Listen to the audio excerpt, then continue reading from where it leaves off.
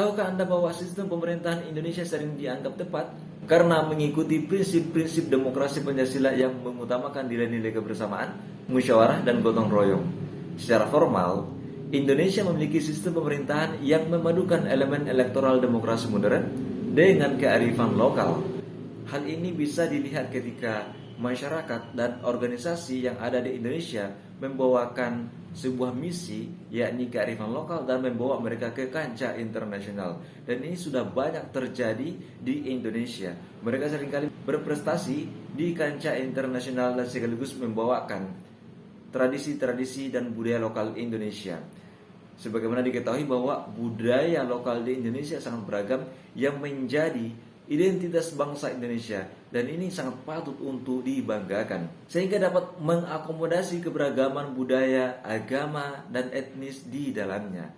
Prinsip dasar inilah, sistem inilah mengutamakan kepentingan bersama di atas kepentingan individu ataupun kelompok masyarakat tertentu yang dianggap sangat sesuai dengan karakter sosial masyarakat Indonesia, sehingga kita dapat mengetahui bahwa luasnya bangsa Indonesia ini, luasnya teritori bangsa Indonesia ini menjadi pijakan bahwa Indonesia sangat beragam yang mampu berdiri di bawah naungan Pancasila.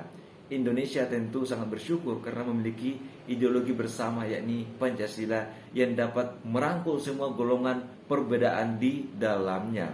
Namun, sistem ini juga dipandang salah atau menghadapi masalah karena dalam praktiknya seringkali terjadi penyimpangan dan idealisme yang salah. Ada beberapa hal yang perlu diperhatikan terkait dengan sistem pemerintahan di Indonesia, yakni korupsi dan nepotisme yang seakan sudah menjadi sistem yang berlaku untuk semua pejabat dan masyarakat. Kenapa demikian? Korupsi menjadi tantangan serius dalam sistem pemerintahan Indonesia. Banyak kasus korupsi menunjukkan bahwa praktik politik di Indonesia belum sepenuhnya transparan dan bersih. Nepotisme dan penyalahgunaan kekuasaan oleh para pejabat publik mengurangi kepercayaan masyarakat terhadap pemerintah di bawah naungan Pancasila. Indonesia tentu sangat bersyukur karena memiliki ideologi bersama, yakni Pancasila, yang dapat merangkul semua golongan perbedaan di dalamnya. Kita lihat sesederhana mungkin. Ketika berada di lembaga pendidikan ataupun lembaga-lembaga tertentu yang berada di tingkat desa ataupun setingkatnya, kita lihat bahwa di sana juga banyak dari keluarga perangkat desa. Artinya apa? Nepotisme sudah terjadi, sudah mengakar di masyarakat Indonesia.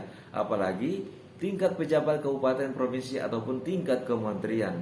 Begitupun dengan korupsi. Korupsi ini seakan sudah menjadi sistem di Indonesia dan sudah sangat sulit untuk dihilangkan. Kenapa? Sudah menjadi bagian dari sistem, dan inilah yang perlu dikoreksi. Bayangkan jika korupsi itu sudah menjadi sistem, maka kayak suap, semacam bantuan sosial bisa menjadi korupsi, bisa menjadi gratifikasi. Karena apa?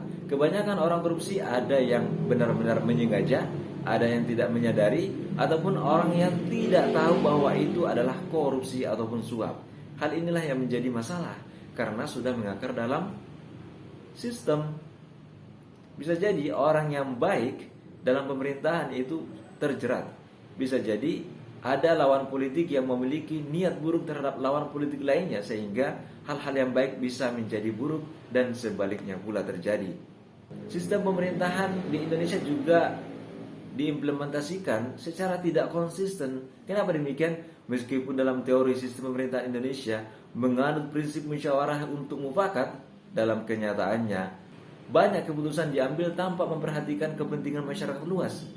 Yang menjadi prioritas adalah masyarakat tertentu atau pejabat tertentu yang hanya menguntungkan keluarga atau pribadinya. Kemudian birokrasi yang lambat dan kompleks. Banyak sekali peraturan-peraturan yang mengharuskan masyarakat untuk mengurus surat ini, surat itu. Kemudian yang terpenting dalam pembangunan Indonesia ini, kenapa sistem pemerintahnya ini dianggap masih sangat kurang? Karena polarisasi politik. Demokrasi Indonesia kadang terlalu fokus pada politik elektoral, ya kan? Perbedaan politik yang tajam, terutama selama pemilu, dapat menciptakan polarisasi yang berpotensi memecah persatuan masyarakat. Hal ini kita bisa lihat mulai dari tingkat keluarga sampai ke tingkat pejabat publik juga terpecah. Bahkan seringkali silaturahim itu terputus karena urusan politik. Tetapi kawan-kawan, meski memiliki kekurangan, sistem ini dianggap tepat karena mampu mempertahankan stabilitas nasional dan menampung keberagaman. Namun tantangan-tantangan tersebut perlu diperbaiki agar sistem pemerintahan dapat benar-benar mewujudkan keadilan dan kesejahteraan untuk seluruh masyarakat. Salam damai.